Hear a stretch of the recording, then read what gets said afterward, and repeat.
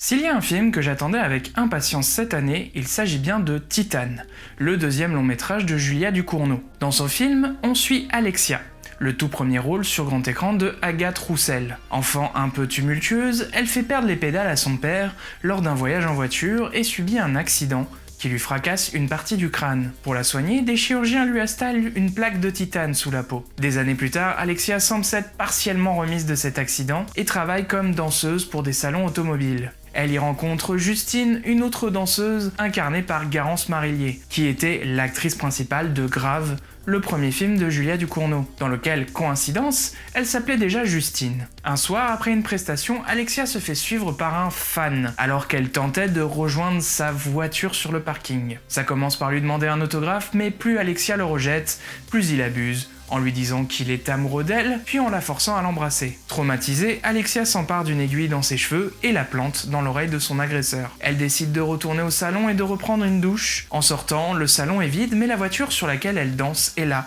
seule, et tout phare allumé. La jeune femme semble attirée par cette apparition presque mythologique, et en rentrant à l'intérieur du véhicule, elle s'accouple avec lui. Suite à cette expérience quelque peu surnaturelle, Alexia commence à voir opérer quelques changements sur son corps. Elle est enceinte, et alors qu'elle tente de détruire le fœtus avec une aiguille, elle se rend compte qu'un liquide noirâtre, semblable à du pétrole, en jaillit. Ses syndromes post-traumatiques refont surface et alors qu'elle est invitée dans la colocation de Justine, elle se met à tuer tout le monde de manière frénétique. De retour chez ses parents, elle décide de brûler la maison alors que ces derniers y dorment, puis prend la fuite. Elle finit par se rendre compte que son portrait robot est placardé un peu partout en ville, et en voyant des affiches d'enfants disparus, une idée lui vient pour échapper aux autorités. Elle se coupe les cheveux, enroule son ventre d'un linge pour cacher le ventre, et se fracasse le nez afin de se faire passer pour Adrien, un garçon disparu depuis pas mal de temps. Se rendant ainsi dans un commissariat, Vincent, un officier pompier incarné par Vincent Lindon, la récupère. Si le subterfuge semble fonctionner, la tâche se montre de plus en plus compliquée avec le temps pour Alexia,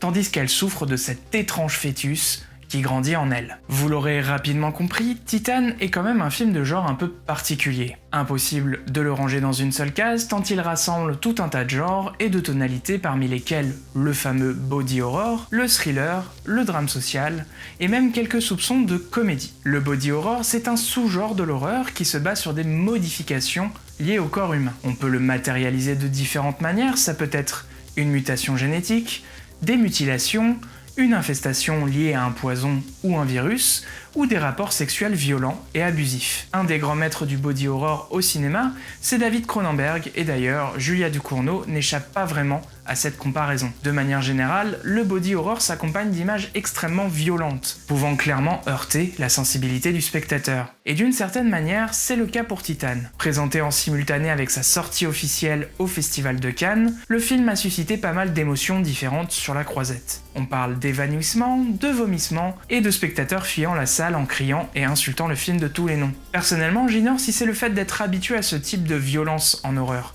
mais à part quelques moments un peu grinçants, je n'ai pas ressenti un véritable malaise en voyant le film. Pour moi, les quelques scènes vraiment glauques sont tellement bien assimilées à la mise en scène esthétique de Julia Ducournau que je me suis laissé emporter plus que essayer de me cacher les yeux. J'ai trouvé des films comme Serbian Film ou rien que The Human Centipede beaucoup plus malaisants que Titane. Mais tout ceci encore est une question de perception. Tout à l'heure, quand j'ai parlé de la scène de l'apparition de la voiture, j'ai mentionné le terme mythologique. Et concernant mon analyse, ce n'est pas anodin. Au regard de cette scène, je n'ai pas pu m'empêcher de penser à ces histoires dans la mythologie grecque, où Zeus se matérialise en animal pour séduire des mortels dont il est tombé amoureux. Tout y est dans cette scène, la voiture, rien qu'esthétiquement, est majestueuse.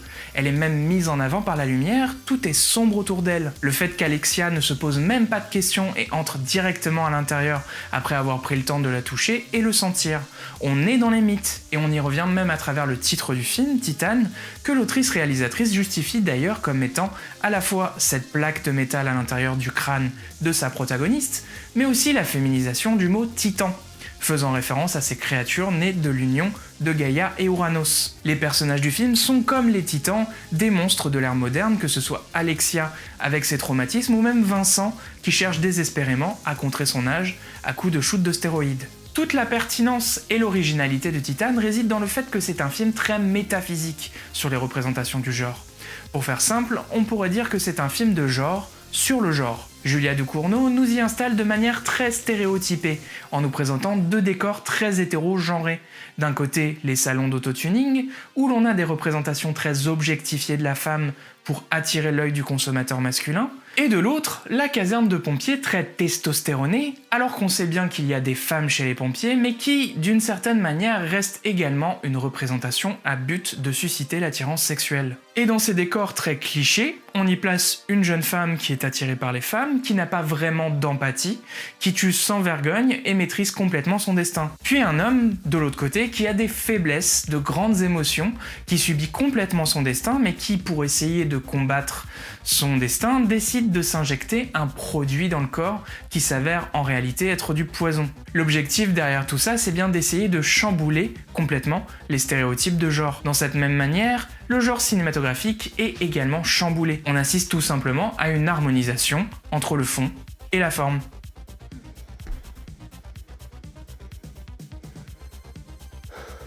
Ça va pas? Je suis crevée. Tu veux que je te prête mon lit? Si je vous dis cinéma de genre, petit budget, peu de comédiens, peu de décors, vous répondrez évidemment huis clos. Le huis clos, c'est un moyen plutôt répandu de réaliser du cinéma à petit budget. Néanmoins, si les contraintes de production paraissent de loin plus évidentes, ce n'est pas forcément le cas de la conception du scénario. Bien au contraire, il faut savoir finement maîtriser l'art du rebondissement afin de sortir de la monotonie des unités de lieu, de temps et d'action. Cette année, on retrouve deux films qui se frottent au challenge. Le premier dont je vais vous parler s'intitule Oxygène, et il est réalisé par un nom qui ne peut que vous dire quelque chose, Alexandre Aja. Une femme, sous les traits de Mélanie Laurent, se réveille enfermée dans un coffre cryogénique. Elle y est attachée par un harnais et toutes sortes de câbles servant à l'alimenter et surveiller ses tensions. Le coffre est relié à une intelligence artificielle nommée Milo, matérialisée par un cercle mouvant au centre d'un écran, en face du visage de la captive. Elle ne se souvient ni de ce qui l'amène là, ni même de son identité. Après discussion avec l'IA et de multiples tentatives de sortir du coffre, soltée par des blessures, elle finit par se souvenir qu'elle est une scientifique du nom d'Elisabeth Hansen, et que ce seraient ses recherches qui l'auraient amenée à être enfermée dans cette boîte. Il ne lui reste plus qu'à comprendre pourquoi, et surtout, de trouver un moyen de fuir, alors que la menace d'une chute progressive du taux d'oxygène dans l'habitacle se fait sentir. Bon, je ne peux pas aller plus loin dans l'intrigue car malheureusement je ne pourrais risquer que de vous spoiler. Alexandre Aja, même si pour beaucoup de cinéphiles il n'est plus à présenter, c'est un réalisateur français qui a depuis presque 20 ans apporté pas mal de choses au cinéma de genre. Il est le fils d'Alexandre Arcadi, un autre réalisateur qui s'est fait essentiellement remarquer pour des polars et des comédies dramatiques dans les années 80. D'ailleurs, pour ceux qui ne le savent pas, Aja, ce sont les initiales de Alexandre Jouan, le nom de sa mère, Arcadi. Aja a commencé à gagner en reconnaissance avec son troisième long métrage, un film d'horreur intitulé Haute Tension. S'il obtient une petite visibilité en salle en France, c'est surtout en festival et à l'international que le film rencontre son succès, permettant ainsi d'attirer l'œil à des producteurs hollywoodiens. Et à partir de là, Aja enchaîne les succès aux États-Unis. Et depuis Haute Tension, il n'a plus jamais réalisé de film en France. Pourtant, à la toute base, Oxygène n'était pas prévu comme étant un film français. Il a été écrit par une scénariste américaine et s'est fait remarquer à Hollywood en se plaçant dans la fameuse blacklist. Contrairement à l'expression qui pourrait nous faire croire qu'il s'agit d'une liste de projets bannis ou abandonnés, la blacklist recense des scripts qui sont les plus appréciés par les lecteurs. Depuis plus de 15 ans, cette liste a permis à de nombreux scénarios de se hisser parmi les plus gros succès. Le projet commence par attirer l'œil de Anna Thaouet, qui décide de le produire, et de s'y placer dans le rôle principal. Hélas, le projet met du temps à émerger et c'est finalement la société de production française et internationale White Bunch qui acquiert le droit du script. Script qui termine dans les mains d'Alexandre Aja, qui est immédiatement conquis par son inspiration au film Buried. À la base, il décide de le produire et de le faire réaliser par Franck Calfoun, un réalisateur français à qui il avait déjà confié son remake de Maniac en 2012. Finalement, Aja le réalise lui-même et caste Noomi Rapace dans le rôle principal. À partir de là, la production prend du retard à cause de la crise sanitaire. Noomi Rapace décide d'abandonner le projet et part en Islande pour rejoindre le casting de Lamb.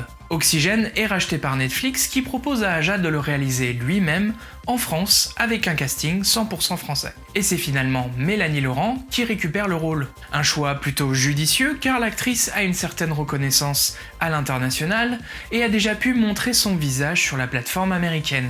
J'ai une certaine fascination pour les films qui tournent autour de la prestation d'un ou d'une seule comédien ou comédienne. C'est une manière souvent assez intéressante d'aborder l'introspection d'un personnage autour de la solitude et la claustrophobie. Mais ce n'est pas toujours le cas. Parfois, on peut tomber sur des œuvres qui arrivent à dépasser ce cadre pour faire évoluer un personnage dans une histoire avec de vrais rebondissements. Dans ce cadre-là, je vous invite à jeter un œil à Locke, un film avec Tom Hardy dans une voiture pendant 1h30. C'est formidable, on ne s'ennuie pas une seule seconde, et pour moi, ça fait partie de ce que j'ai vu de mieux dans le genre. Dans le cas d'Oxygène, effectivement rien qu'au pitch du film, on peut sentir son inspiration à Buried. Pour rappel, Buried c'est un film sorti en 2010, et qui nous enferme à 6 pieds sous terre, dans un cercueil, avec Ryan Reynolds jouant un conducteur de camion en Irak pendant la guerre. Le film a rencontré son public essentiellement parce que c'était la première fois qu'un cinéaste nous explorait à fond la claustrophobie en enfermant un comédien dans littéralement 2 mètres carrés. La dernière fois qu'on avait vu ça, c'était en 2005 avec les 2 épisodes de la série Les Experts réalisés par Quentin Tarantino, où Nick se fait enlever et enfermer dans un cercueil, surveillé par une webcam. Mais cette fois-là, on avait quand même le droit de respirer un peu en suivant l'enquête des autres membres de la brigade en parallèle. Dans Buried, on reste complètement avec Ryan Reynolds, qui a pour seul moyen de s'en sortir un téléphone, un briquet et un crayon de papier. Le film a tellement marqué les esprits car en exploitant totalement son concept, il a réussi à faire en sorte qu'aucun autre film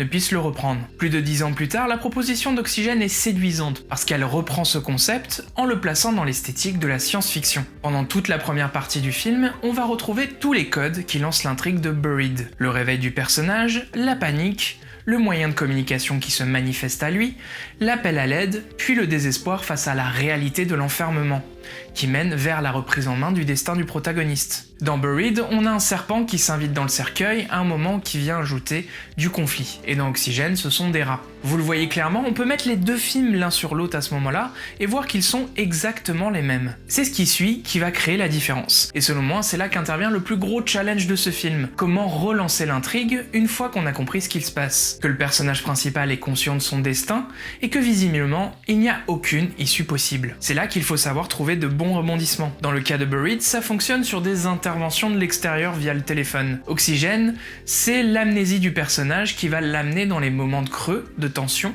à se souvenir de détails qui vont lui permettre d'avancer dans l'enquête. Et tout cela nous amène vers un twist dont je vais être obligé de vous parler. Pour ceux qui n'ont pas vu le film et qui voudraient le voir, je vous invite à rejoindre le timecode indiqué dans la description vers le prochain film dont je vais vous parler, Méandre. Le twist, en résumé, c'est un rebondissement qui remet en question tout ce que le personnage et les spectateurs savent de l'intrigue. Le problème avec Oxygène, c'est qu'il y a 2 twists dans le film, un au milieu et un à la fin. Au milieu du film, on apprend qu'Elisabeth est en fait dans une capsule cryogénique, à bord d'un vaisseau spatial, en route vers une exoplanète pour repeupler. Le vaisseau aurait subi de graves avaries lors d'une collision avec un astéroïde, ce qui explique pourquoi la capsule est endommagée. À la fin du film, Elisabeth finit par comprendre que l'interlocutrice qui lui a révélé sa position dans l'espace est en réalité elle-même plus âgée. Elle serait en fait un clone d'Elisabeth, ainsi que tous les autres individus cryogénisés. Personnellement, j'avais vu venir dès le départ l'histoire du clonage.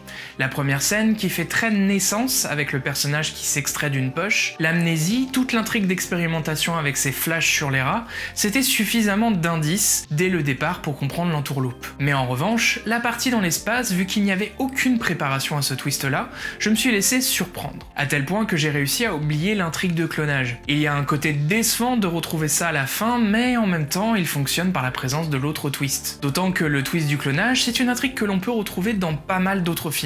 Au final, sans l'espace, on se serait retrouvé dans un film qui serait un rip-up de Buried, avec un twist qu'on a déjà vu à maintes reprises. Sans parler d'originalité ou d'innovation, l'espace permet au film de s'inscrire dans un autre aspect de la science-fiction, et également de nous apporter des scènes un peu plus impressionnantes qui nous sortent de la monotonie du cercueil.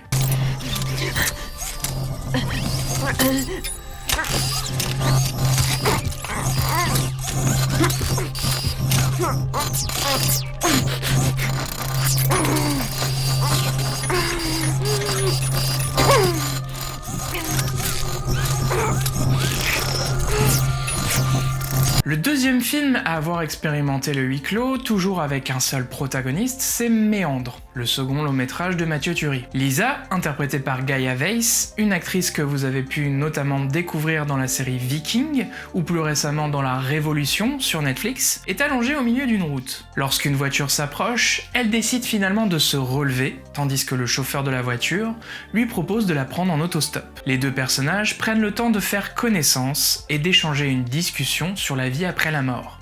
À ce moment, un flash info à la radio indique la présence sur les routes d'un tueur en série qui, coïncidence, possède les mêmes tatouages sur la main que le conducteur. Celui-ci freine brutalement afin que Lisa se cogne contre le tableau de bord et tombe dans le coma. Plus tard, elle se réveille dans une sorte de bunker métallique, portant une étrange combinaison et un gros bracelet lumineux au poignet. En avançant dans le bunker, à travers des tunnels très étroits, elle se rend compte qu'elle est soumise à des épreuves limitées dans le temps.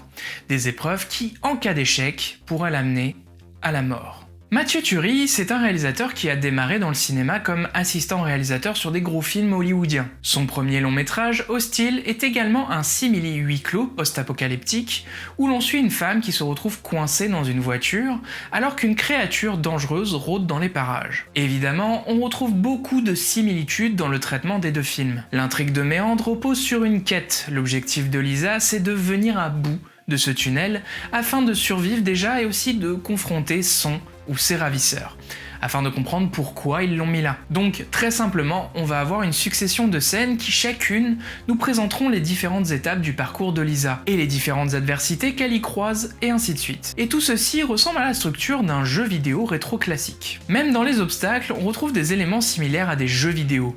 Le concept est poussé à l'extrême avec le fait que chaque étape du parcours soit timée avec un compteur affiché sur le bracelet de Lisa, ce qui rappelle un peu les timers qu'on retrouve dans certains jeux classiques. Timers qui, une fois arrivés à 0, font un game over. On y trouve des safe zones dans lesquelles Lisa peut se faufiler pour échapper aux menaces, et même un outil qui lui permet de se régénérer. À partir de là, je suis obligé de spoiler le film, donc comme pour Oxygène, je vous laisse rejoindre le timecode indiqué dans la description vers The Deep House. Le thème du film, on le comprend très rapidement, c'est la mort. Méandre, c'est le fameux tunnel sombre qui mène vers la mort. On y retrouve même le concept de lumière au bout du tunnel, qui est l'objectif final de la protagoniste. Ça, c'est ce qui nous paraît évident. En revanche, le film place un concept qui nous permet de douter de cette évidence. Les aliens. Même si ce n'est pas montré de manière complètement explicite, on a une imagerie SF alien très forte, tout au long du film. Est-ce que c'est le paradis ou des aliens? Eh bien, tout simplement, ça pourrait être les deux. Comme nous n'avons aucune idée de ce qu'implique concrètement la mort, notre âme pourrait tout simplement être récupérée par des extraterrestres, pourquoi pas? Personnellement, je trouve que le film souffre un peu trop de son concept, dans le sens où il dissocie ce qu'il cherche à montrer et ce qu'il veut raconter. C'est ce qu'en dramaturgie on appelle la distinction entre le sujet et le thème. Le sujet étant ce dont parle le film et le thème ce qu'il veut raconter. Dans Méandre, le sujet c'est une jeune femme qui traverse un ensemble d'obstacles dans un tunnel, et le thème c'est le chemin vers la mort. Sauf que tout ce qui représente la mort dans le film sont des détails qui gravitent autour du sujet. Alors que pour donner de la valeur au thème, c'est toujours intéressant de le faire coïncider avec le sujet, que chacun réponde à l'autre. Je pense qu'il aurait été intéressant de personnaliser ce parcours selon l'expérience de vie de la protagoniste, que chaque étape fasse écho à des événements, ou des caractérisations du personnage, afin de raconter quelque chose sur elle. Mais je pense que cela aurait fait un peu trop d'écho à ce que Mathieu Turi a proposé dans Hostile, ce qui risquerait d'ajouter un énième point de similitude entre les deux films.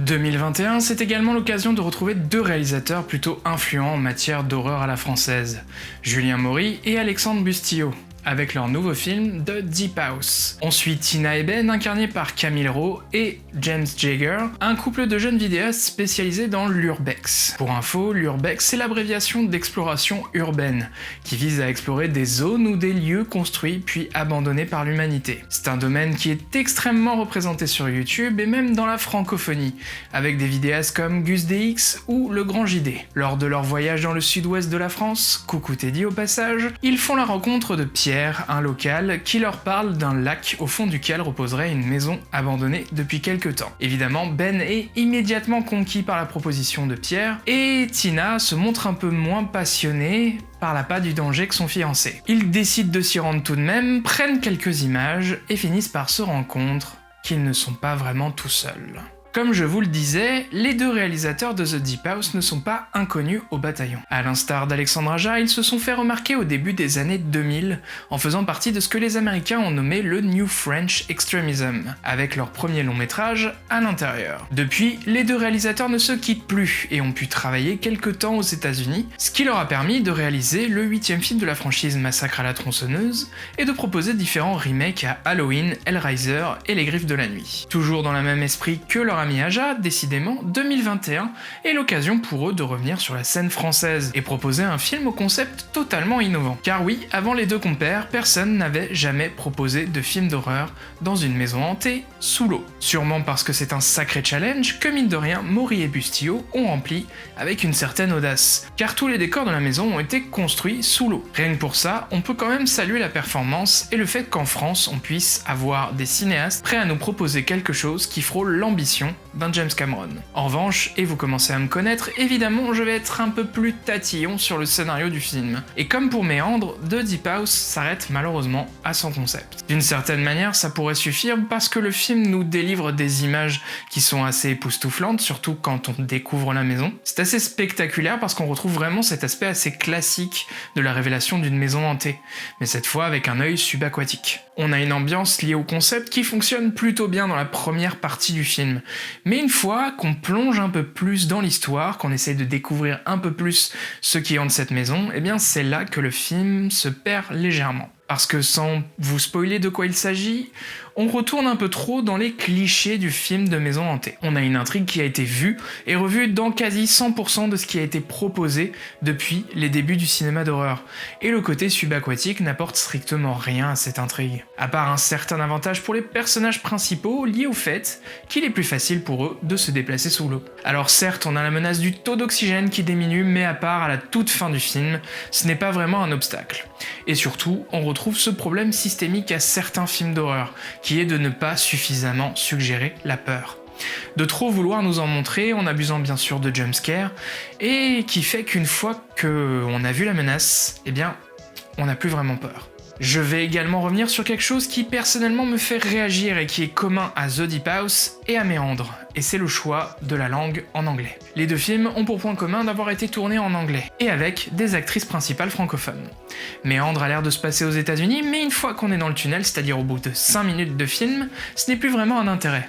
Par contre, The Deep House se passe en France. Alors je ne vais pas chipoter non plus pendant 1000 ans, je sais que tourner un film en anglais, c'est la possibilité de le rendre plus accessible à l'international. Surtout aux États-Unis, où on préfère mettre de l'argent pour faire un mauvais remake, plutôt que de diffuser le film avec des sous-titres. Mais à part ça, ça n'explique pas ce qui motive des réalisateurs français à tourner en anglais. Surtout que si l'on suit aux chiffres du box-office, il n'y a pas non plus de quoi se réjouir. Dans une interview à ce sujet, lors de la promo d'Oxygène, Alexandre Aja apporte une explication à l'attrait pour l'anglais. Il explique qu'il y a certaines émotions, notamment la peur et la colère, qui paraissent plus facilement naturelles dans le jeu en anglais qu'en français, qui va apporter une valeur un peu plus littéraire à ces émotions. Et en anglais, l'anglais est plus... c'est plus facile en fait de... Quand un acteur est bon, on peut quasiment passer n'importe quel dialogue. En français, même si l'acteur est bon, il y a quand même des choses qui font trop exposition ou trop dit. C'est-à-dire qu'il y a une sorte de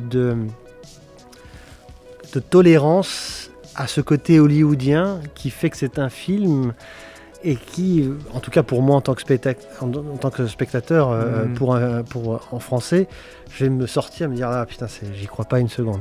Donc c'était vraiment ça mon rôle d'éliminer. La punchline et passe mieux en anglais par exemple qu'en français parce que exactement, se parler à soi-même, c'est quelque chose de très compliqué en français. Mine de rien, je pense qu'Alexandre Aja a raison. Et cela pourrait expliquer en partie la raison pour laquelle le genre a du mal à s'imposer dans le français. Je pense que vous pouvez vous-même avoir déjà expérimenté, mais Quand on a l'habitude de voir certaines émotions en anglais et qu'on les transporte en français, on a tout de suite un peu plus de mal à y croire. On a souvent l'impression que les acteurs surjouent ou en font un peu trop, et il est possible que la langue soit un peu responsable de cela. La question c'est pourquoi est-ce que des fois ça marche bien ? Et pourquoi est-ce qu'à une certaine époque on n'avait pas ce problème à produire ce genre de film avec un français très caricatural ? Eh bien même si ça ne résout pas forcément tout, je pense que c'est le style du cinéaste qui fait tout. Un réalisateur ou une réalisatrice avec une forte personnalité et un style très personnel, ça peut permettre de dépasser ce problème de la barrière du langage face au genre. En toute objectivité, il faut admettre que des réalisateurs comme Maury Bustillo et Mathieu Turi, c'est quand même des réalisateurs qui ont beaucoup de références, qui sont toutes essentiellement liées au divertissement américain. Et ce n'est pas quelque chose que je vais nécessairement déprécier, vous le savez, mais ça explique pourquoi leurs films pourraient manquer d'un chouïa d'authenticité. Un peu comme Romain Quiro pour Le Dernier Voyage, sauf que lui, il a fait son film en français. Et pour le coup, c'est pas vraiment le jeu en français qui pêche dans son film. TB Urbex. Comment, like, share.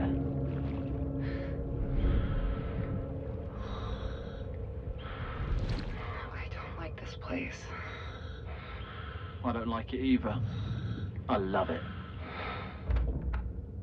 En conclusion, même si beaucoup de ces films auraient dû exister en 2020, on ne peut qu'admettre que la France a été extrêmement prolifique en matière de cinéma de genre. Si certains vantent une nouvelle vague du cinéma de genre français, initiée par Julia Ducournau avec Grave, d'autres y mettent une certaine responsabilité de l'essor des plateformes, comme Netflix. L'objectif étant de pouvoir y vendre des films qui pourraient plaire à l'international, donc en effet, le genre est un bon médium de divertissement.